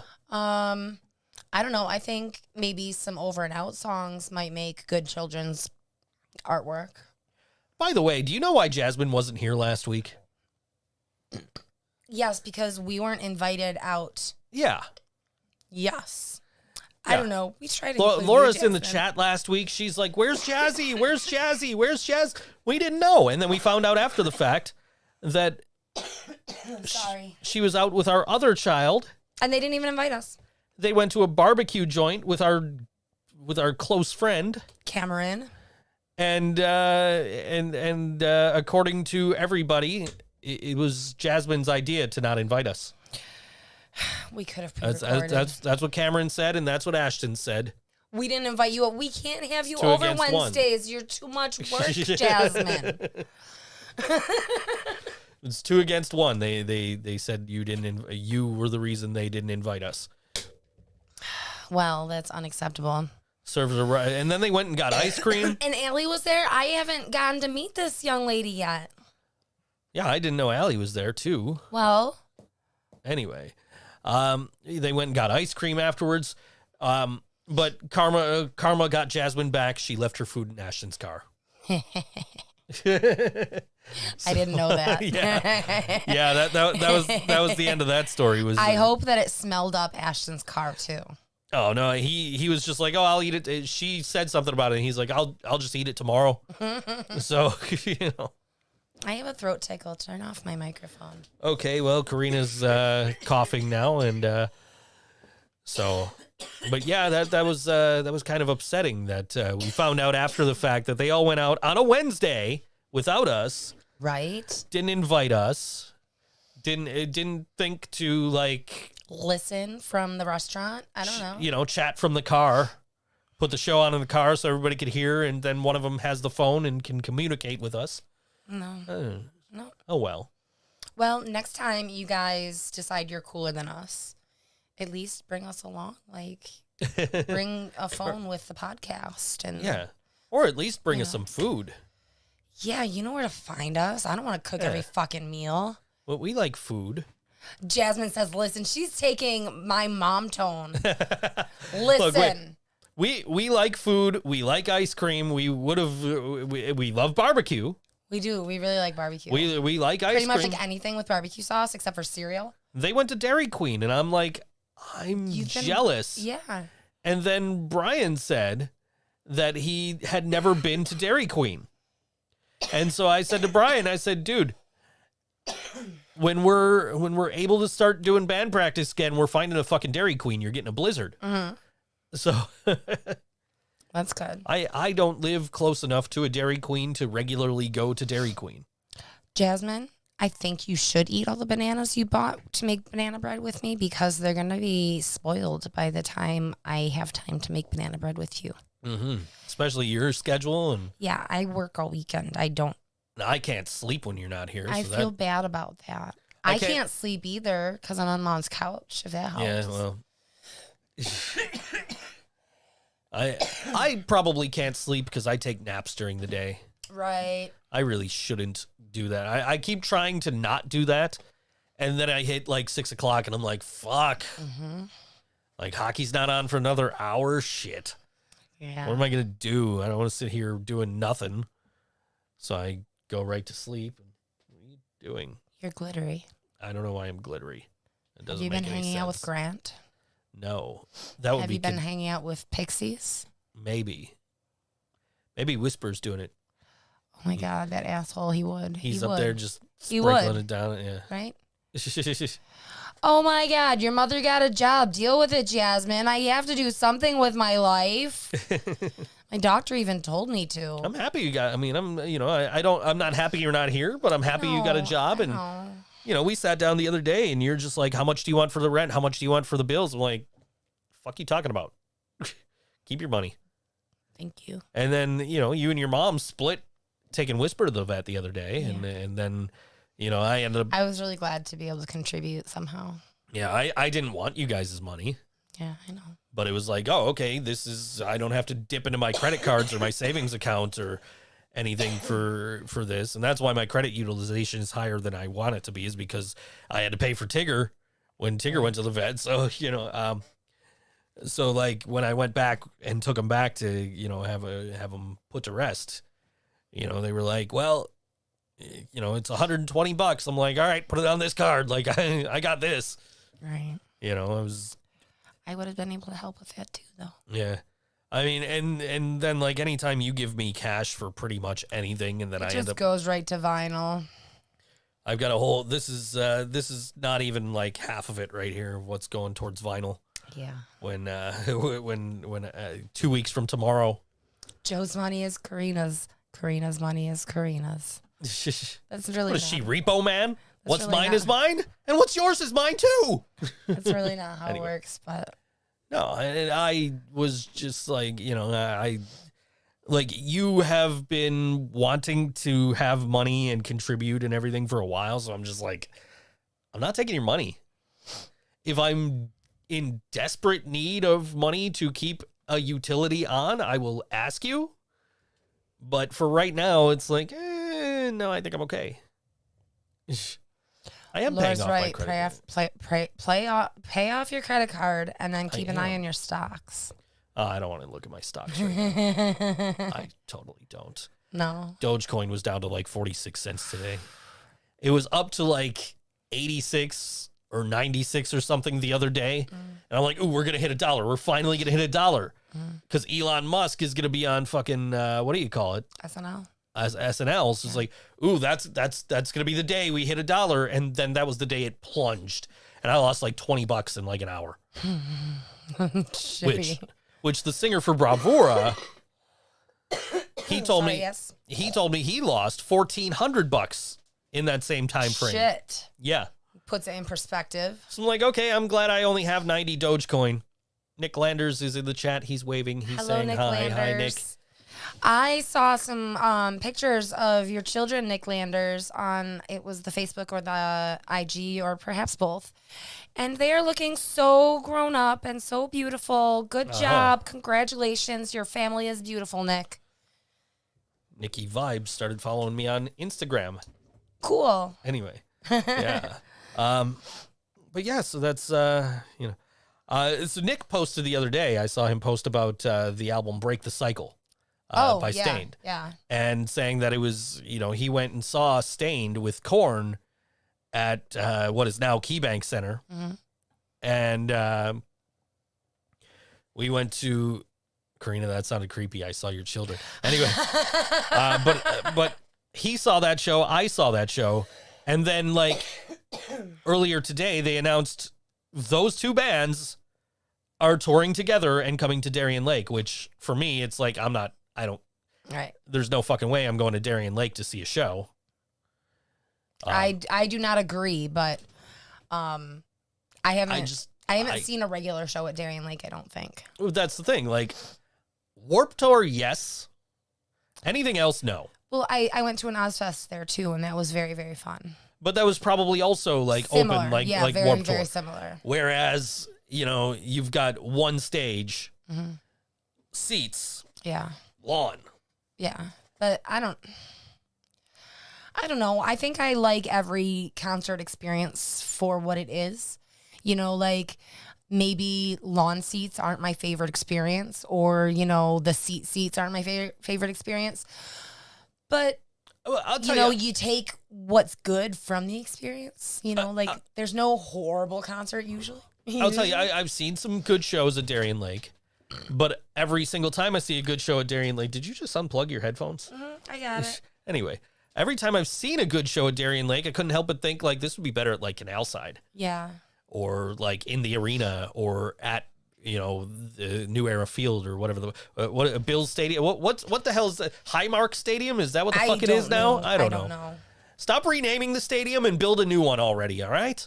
Anyway, you know, but like the one exception being Aerosmith, because Aerosmith, we had lawn. And we were like up front on the lawn, but there's like a big thing like in the middle of the lawn, and we're like, what the fuck is this? You know, like what the fuck is this big ass thing doing here? Not thinking anything of it. Doesn't look like anything. It's just a big massive space taken up. So Aerosmith finishes a song, like, we'll be back, and they take off, and there's like a little video thing shows on the screens. And the next thing you know, they're on the fucking lawn on this. It was a stage. They're on this stage playing Dream On. And like, That's really cool. so like, I go from being like way far away from seeing Aerosmith to like, they're playing one of my favorite songs right in front of me. Yeah, that's like, cool. this is cool. Like, this is a good use of this space. Yeah. You know, like, I just, you know, I don't like to do seats. I mean, I know that's like what we have to do for the time being, you know, until like restrictions change and everything. But like, I don't like seats. I don't like being that far from the stage. I feel a real disconnect. I think when we saw Hell Yeah at Rapids, Nick was, you know, Nick was there. Like when I got further away from the stage, I'm like, I don't feel it. Like I feel it when I'm up close and in the crowd, you know? So like Darien Lake is just not a good venue for me for anything other than like a big festival, like a Warped Tour. Yeah. So, All right. you know, and maybe that's just me. I don't know. I mean, I've seen good shows at Darien Lake. Like I saw Metallica there. It was my first Darien Lake show. And, you know, we turn around and everybody's got the lawn on fire and are moshing around the lawn. We had seats. You know, they were about halfway back, but which was a far cry from like the year before when we saw them at the arena and I was up front because it was general admission. Right. So, you know, that was my least favorite out of all the Metallica shows I've been to. Well, Saw the camera shaking, didn't you? I saw the whole table shaking because I'm super fidgety. Anyway. So yeah, I you know, but I'm not. I just am not a big fan of that venue.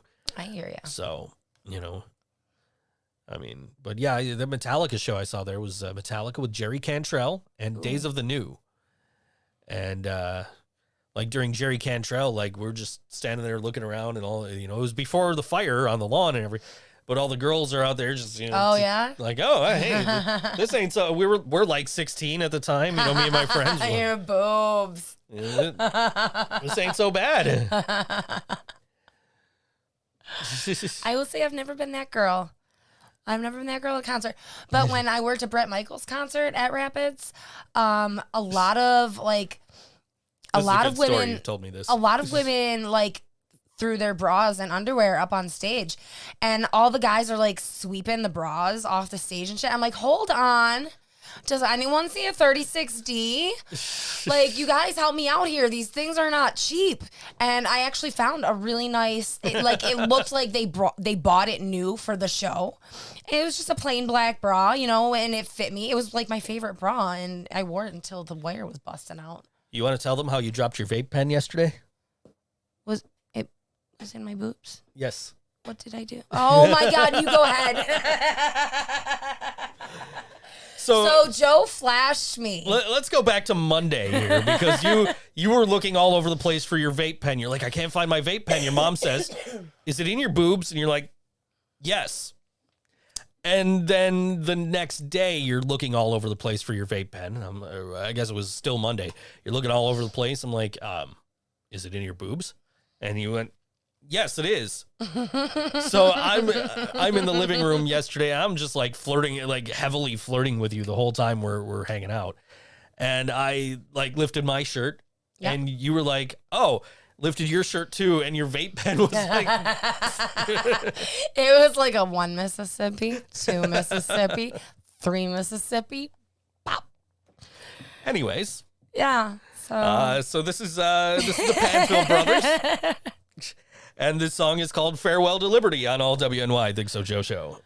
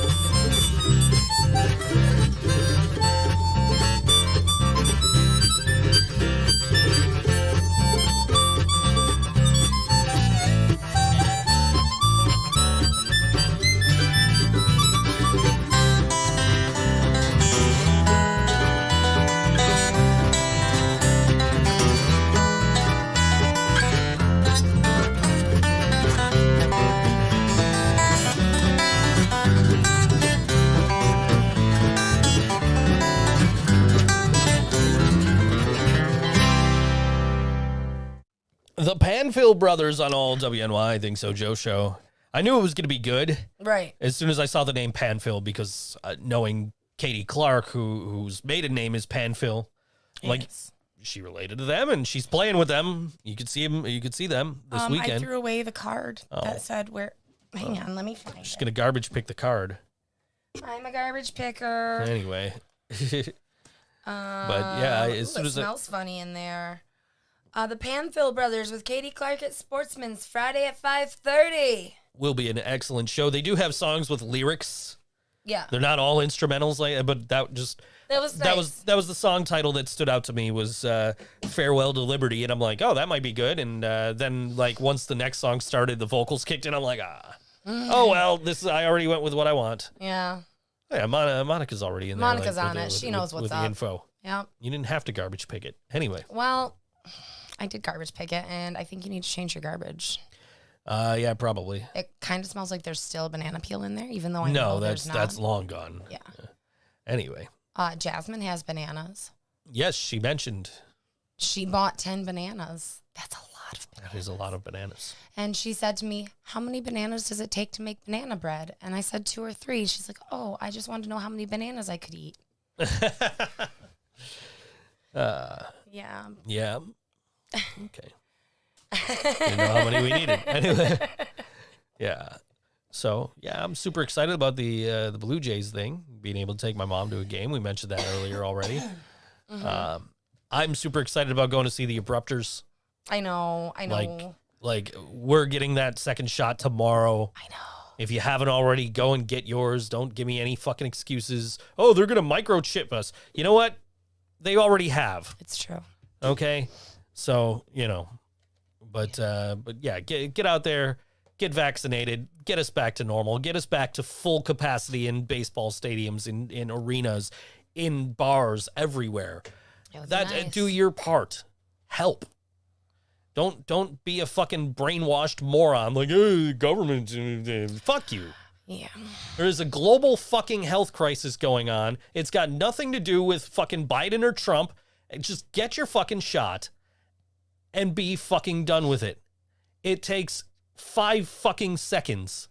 The worst part is like waiting afterwards. Yeah. Because, they are newer vaccines, and just as a safety precaution, they want to make sure you don't have like like allergies, like hives, Let me put your mind at ease too, breathing. because I haven't been to a doctor, I haven't gotten a shot in I don't know how long. Right. And so I was like really, really, really nervous. I'm like, this is going to hurt. This is going to suck. And I go in, I'm sitting down, I'm chatting with the girl taking the information, the guy giving the shot, and I got my sleeve rolled up. Poke. Yep. I didn't feel a thing. Nope. They're professionals. I didn't feel a thing. He's like, okay, you're all set. Go wait till 9 o'clock. Like, Yeah. fuck you mean wait till 9 o'clock? Really, I'm done. It hurt more the next day. It just kind of It felt got like I sore. wailed on you, right? Yeah, it got sore, and it was that sucked for like a day and a half. Yeah. I guess I hear the second one hurts a little worse. Okay. And I'm really not looking forward to, because my work week is Thursday, Friday, Saturday. So if I get, adverse side effects or a sore arm, that's actually going to affect me. And like, I went into this whole vaccine thing thinking it doesn't matter if I get sick from it, because it's not like I have anything to do.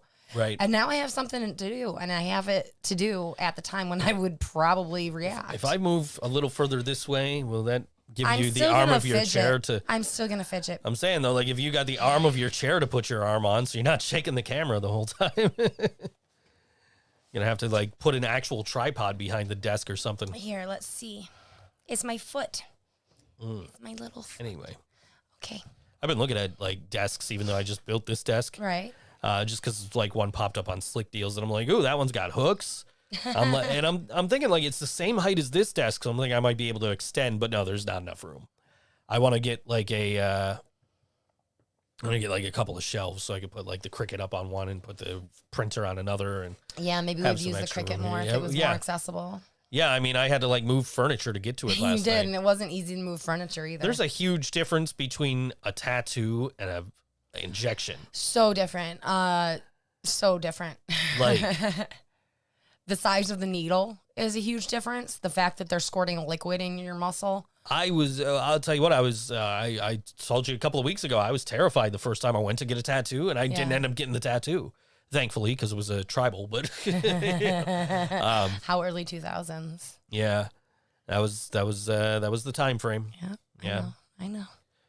It was, I can't think of the name of the place. It was on Pine Avenue in the Falls. Oh, I don't know the name either, but that just sounds like a bad idea. The dude's name was Shroomy. Oh my God, I feel like I need to find him to tattoo me. I think he was more of a body piercer. I don't know if he was also the tattoo artist. I Because mean, he was the dude that did my tongue. oh, Yeah. how'd that heal? I mean, you speak for a living, so it can't be too bad. Oh, yeah, no. It's, I mean, I haven't had it in you Yeah, know, I know. since probably Madison was real little or probably before that. Oh, wow. But yeah, that was it healed fine. There's a little dot you could see where it was. I but- see. Yeah. Yeah, somewhere around there. Yeah. Anyway, but yeah, I can't remember the name of the establishment, but it was right down there on Pine in Niagara Falls. Yeah. Back when I lived in Niagara Falls, which thank God I got out of Niagara Falls. Niagara Now, Falls. there are some good things in Niagara Falls. Niagara Falls folks watching, I love you guys to death, and I know how much you love your city. Yeah. But thank God I got out of there. I have no, like one of the things it says on the Legends of the Hidden Temple application is, it asks for your current address and then it says what's your hometown. I put Buffalo. Did ya? Yeah. I feel far more of a connection to this city than I ever did when I lived in Niagara Falls, and I think there's way more to do here. There is more to do here.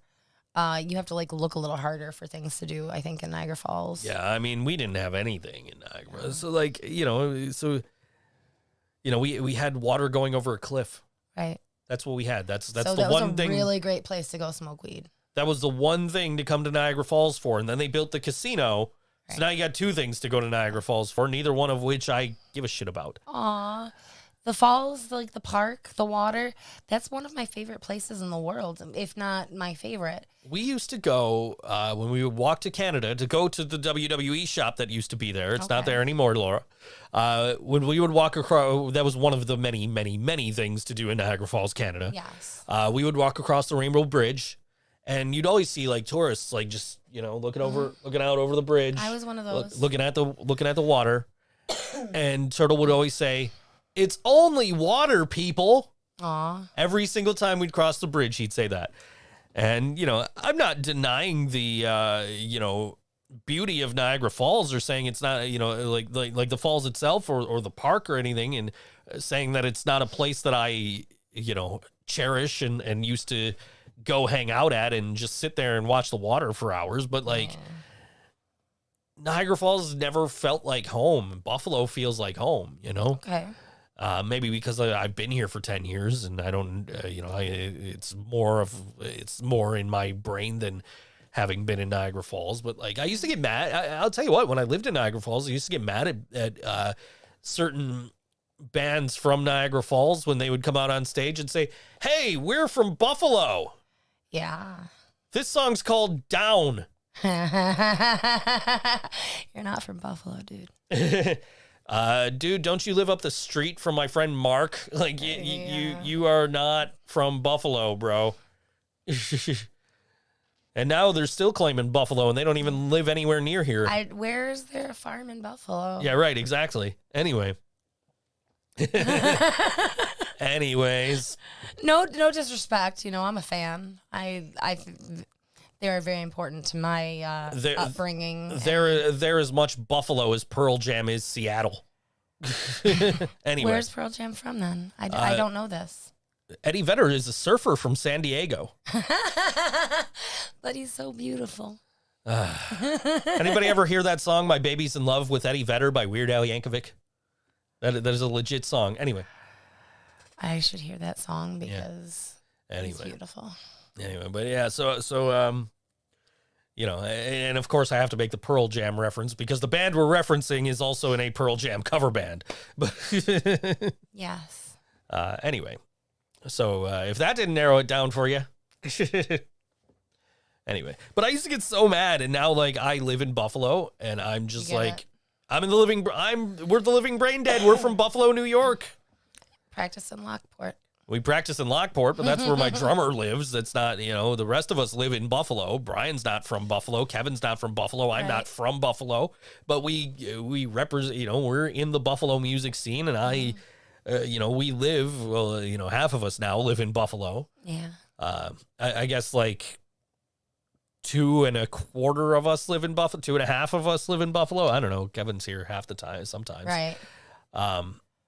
So, that's, but we live here. We can say we're from Buffalo. We were formed in Buffalo. Right. So, we're not Niagara Falls boys, even though, half of us are. Yeah. We're not Niagara Falls boys falsely claiming Buffalo. I don't know. But anyway, but that was my, I used to have an issue with that when I was younger. When I would go see a band who was like the biggest band in Niagara Falls at the time, and probably let's be fair, probably still is. Yeah. Even though they went away and came back, to see them go up on stage like, "Hey, we're from Buffalo," like Niagara Falls is a wonder of the world, and an underrated city in a lot of ways, with the arts. This band should take some pride in the fact that they're from a cultural center of the world. I guess claiming Buffalo when you're from Niagara Falls is better than claiming Orlando when you're from Buffalo. As a certain burp metal band likes to do. You know who I'm talking about? No. Cannibal Corpse. Oh. They're from Buffalo. They come out. They've done shows in Buffalo like, "Hey, we're Cannibal Corpse from Orlando." Like, didn't you used to live down the street from me? It's like Green Jello. Green Jello, like Bill lives in fucking L.A., loves L.A., but Green Jello is a Buffalo band. Yes. And he always, makes it known. He's, this is my hometown and I'm glad to be back. And, he never comes to Buffalo and says, "We're Green Jello from Los Angeles." Yeah, that would be really disrespectful. Yeah. It is. It's very disrespectful to the people who have got you to the point that you can choose what city you say you're from. I think we're at least in the Living Brain Dead, we can say, "Hey, we're from Buffalo because we were formed in Buffalo. 3 of us live in the city," or you play in Buffalo. 2.5 of us live in the city. Right. And, so I think it's one thing for us to say we're from Buffalo. Or like if we play Niagara Falls, we can say, "Hey, we're from Buffalo, but we grew up, we came from, we're a Buffalo band, but we grew up in Niagara Falls," I don't know. So, I guess there's, but for me, I feel so much more at home in Buffalo. And I feel like this is the city that I've always wanted to live in besides like Toronto. Yeah. Hey, Joe, do you know where I feel at home? Where? With you. Oh. We were singing duets before the show. We were. They were horrible. I was horrible. You were No, okay. that's not true. You You're know over- what? Oh my God. Karina's Hanson over is here. putting out a new album.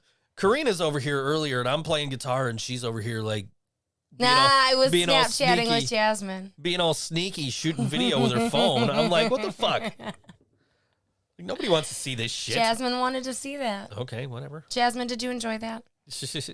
Jasmine, are you still there? Yes, Hanson is putting out a new album. Yes, they are Karina sent releasing me- it one song at a time, and they really? released they released a song called Anna Lee today, and it's pretty neat. You sent me a like Instagram teaser. TV thing, and I'm just like, oh, Hanson, yeah, okay, Yeah, cool. You know what? I sent that to a lot of people. Don't feel that special. But I feel like everybody I sent it to was probably just like, oh, it's Hanson, it's Karina, it's okay. Yep. And they probably you disregarded it. Pretty much. But when I am singing these songs to you in the kitchen while I'm making cookies, you will not be able to disregard them. I'm just happy that the record company is finally sending out the Mighty Mighty Boss Tones record that came out last week. Yeah. I finally got shipping notification today. That's good. We've got our 100 messages today. Yay! Jasmine was message number 100. Anyway. I heard my name. I'm in the other room. Hold on. No, she's on hold. Oh, on hold. I got the shipping notification today that the Boss Tones record is on the way. It took so long for the last No Effects record to ship. Yeah. Like it took like 2 months after the record came out before they finally shipped them out. And like, I thought it was going to be the same fucking deal with the Boss Tones record because it was like the album came out Friday. Why hasn't it shipped yet? It finally shipped today. So good. We got some records. I got some records this week. I got the ones I put on Instagram were the Everly Brothers' greatest hits, and Incubus, Make Yourself. Oh my gosh, we had fun listening to that one. And then I also got like Chuck Berry's, like the very best of Chuck Berry or something. But the problem is, like, it was all re-recorded versions of the songs. Yeah. I didn't get that, why that was like, I guess maybe the masters weren't there or whatever, and they just wanted to re-release the songs. So it's like, it's almost like listening to the originals, but it's not. It's kind of like listening to the live version of a song that you're really familiar with, the studio version of. It's just, you got to get used to it. If you're like a really big fan of a band, you probably know the live versions better than you know the studio versions. It's true. For some bands. It's true. If they've released live albums, enough live recordings, and if you've watched enough live recordings, you probably know those live versions better. Like Metallica for me.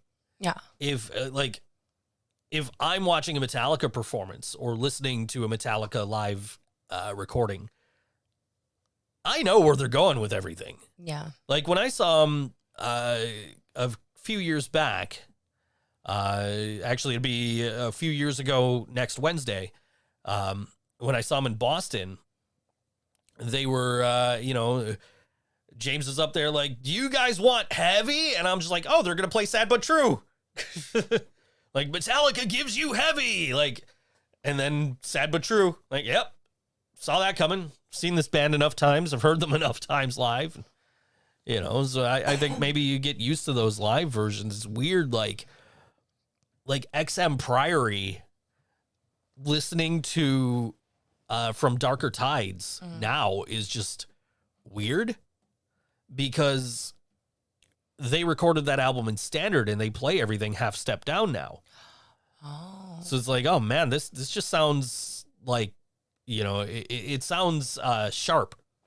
Yeah. Like half a step sharp. And it's just like, and a lot of that is like, watching live videos of them playing and playing in the band. And Nick sends me audio at least from every show. That's cool. If I'm not able to be there. And so like, I know those versions of those songs, like I don't even play along with the Living Brain Dead, like the False Count Anywhere versions of Living Brain Dead songs. No. We have recordings from like the last time we were all in a room together. And, or at least. Was that the live stream? No. We did another practice after the live stream with Kevin, and we did one without Kevin. Now the one we did with Kevin, we did was that when we did all the songs? No, I think we did all the songs, the one without Kevin, including like 3 new ones. So that way we had all the instrumentals and we could send them to Kevin and be like, whenever you got time, whenever you're up for it. Whenever you're writing things you may not know. If you want to write, so that was before we were even doing things you might not know. So, the reboot of things you might not know. So I'm glad you're doing that. I keep getting a lot of views on like the Unexpected Math Genius video. Yeah. Which was in the first set. And just, I'll occasionally get comments like, dude, you need to like jump around a lot less. And I'm just like, check out some of the new stuff. Yeah. Like everybody's told me I move around too much. I move my hands too much. I have a lot of nervous energy is how I worded it to the guy. And I said, check out some of the new videos, see how I'm doing now. Yeah. See if I'm bouncing around and moving and also again, not a fart. Just my boots. But like bouncing around, moving my hands and not knowing what to do. Like now it's like, I'm just sitting in front of the camera, just sitting here, just like I'm sitting here talking to you guys, and reading, but I gotta, I have a teleprompter. So it doesn't come off as though you're reading from a teleprompter though. If you really watch my eyes, it does.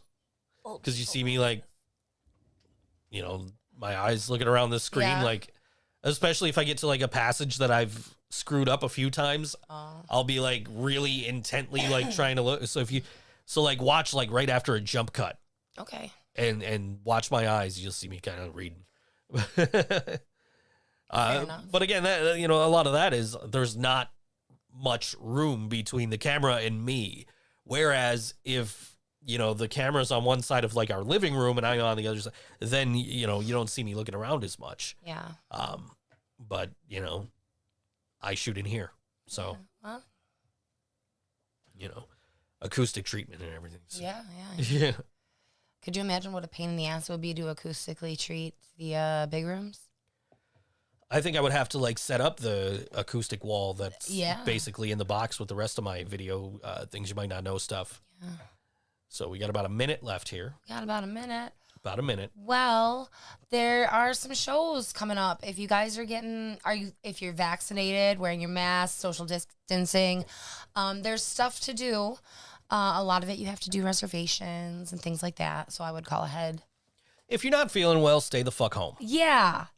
And if you're not vaccinated, what the fuck are you waiting for? Yeah. If you're over, I think they said like they've approved it now for 14 and 15. I think it's even down to 12 for the Pfizer. But I know for sure if you're over 16, you have no fucking excuse not to get vaccinated. It better be a really good excuse. Like I'm on medication that's killing my immune system and the vaccine will kill me. You know? This is a song from the band Tynes, and this song is called Thin Blue Line. Thanks for reaching out, guys. Yeah, we appreciate you sending us their stuff. So anybody else watching want to send us stuff, go ahead. This is Tynes, Thin Blue Line, all WNI. See you next week. Where's the button?